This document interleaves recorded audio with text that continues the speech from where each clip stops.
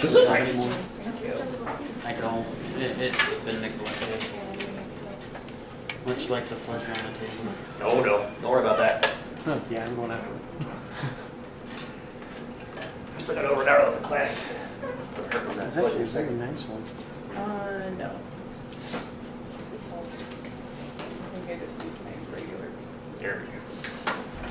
Very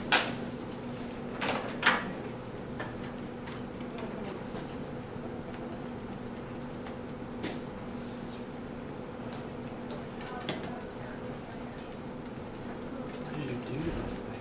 You can move it. Yeah, you can move it.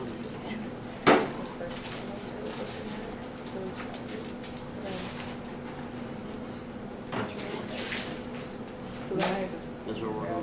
Actually, Say that again, Faith. So I'm just putting in the 44, 44, 41. Yeah, but make sure you also put the values of the dies, right? I mean, we can average just the frequencies, but the frequencies aren't our data. The data is what the die. Think about this. When you're at Vegas and you're playing craps or something like that, what are you interested in from game to game of craps? Likelihood I'm going to win. But how do you know if you've won or not? How much money? Payout. But how does the amount of money you get determined? I don't have to do that. Good answer. How do you know if you won or not when you play craps? Isn't it the roll of the die? You look at the dice and what comes up on the dice, right? If you roll snake eyes on the first roll, you're done and you've lost. If you roll 7 on the first roll, you've won and you're done. If you roll 11 on the first roll, you won. If you roll a 6 and then a 5 and then a 6, you've won. If you roll a 6 and then a 7, you've lost. It's all based on the dice and what they show you, correct? I can't think of any casino game that only plays with 1 die. I could be wrong about that, but I don't think. But I like to break down 2 dice to 1 die first, and then we'll have 3 dice by Thursday. Play Chuck-a-Luck. But the point is that we don't want to just average the frequencies. We want to average the numbers tied to the frequencies, because that's where our actual. And that's why I called it X. Is that fair? Yeah. Good. Thank you for that question. All right, what are you guys getting? It's a little 1-bar stats. Mine's an L3 and L4. I get an average of 3.54. I get a summation of X of 949, which is interesting. That means if you guys added up all of the... You guys aren't getting 949? I did. I did. Okay. Who did? We're going to assume we all maybe we have a key error somewhere. Make sure you put the frequency listed. Make sure, friends, if you're getting this... Oh, sorry. If you're getting... I had a 4 in there. That's okay. If you only see that... If you only see that, that means you forgot to count your frequencies. Right? And that happens. It's easy to do. That average looks very similar, doesn't it? That average looks very similar. Yeah. It's very similar. There's a reason it's very similar. We'll get back to that in a second. Okay? But make sure you have to run your 1-bar stats with your data and your frequencies. Okay. So 949 means that if you added up all the faces of all the dice we saw together, we saw 949 total pips of the dice. If we split them equally amongst our 268 people, you would have gotten 3.5 pips per person per roll. Is that fair enough? That's applying that idea of an average right across the way again. Does that make sense? Yeah. All right. Now, if you would, friends, draw a graph of your results in your TI. Oh. Histogram. Histogram. Oh no, don't get worried. How do you get rid of the little weird thing at the top then? Little weird thing at the top. What little weird thing, my friend? Yeah, that weird thing at the top. So Riley, good question. If you go to your plot menu right here, you have 2 plots turned on. You can turn one of them off if you want. And then just turn one on as the histogram. Although, you know what? I'm going to turn them both on just to show you that you can actually have both on. It does tell you something. But we'll come back to it. Why is the window so wonky? Press zoom 9. Oh, I don't like simple. That should fix the wonk a little bit. Okay. And then if it doesn't, Alicia, I'm going to get caught up with you guys and we're going to fix the wonk together.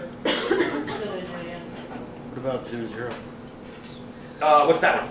Zoom Fit? You can try that one. I don't use that one, but you can try it. It works? Works for mine. Excellent. Roughly. I keep getting weird things. You okay? That sounded painful.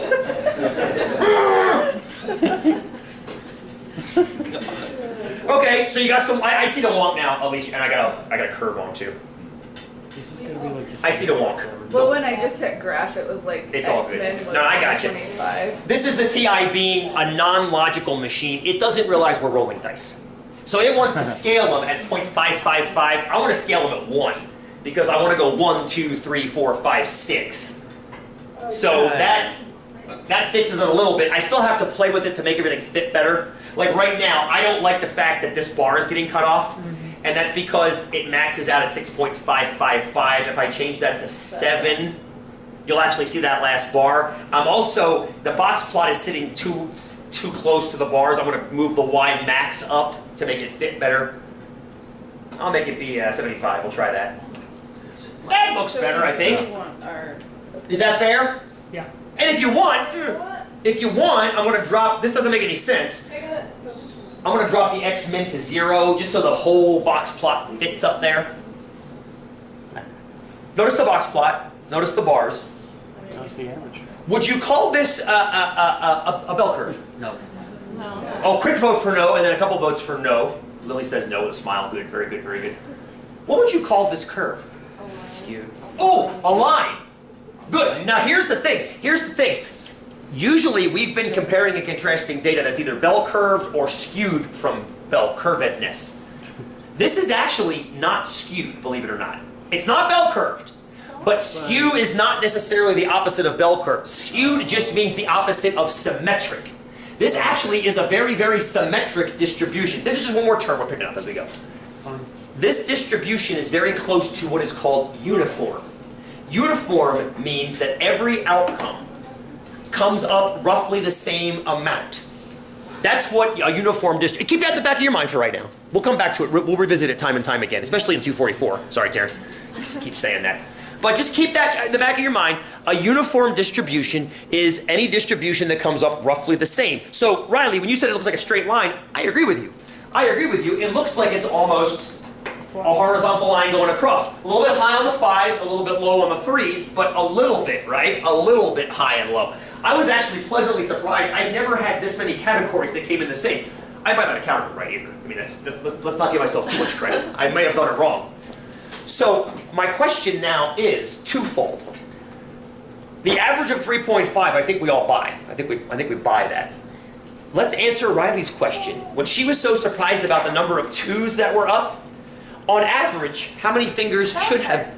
Oh, it's not. Keep giving Alicia. Thank you. I'm sorry, guys. No, at least one. On average, how many fingers should you have had up for each of these outcomes? Assuming it is a uniform distribution, so to speak.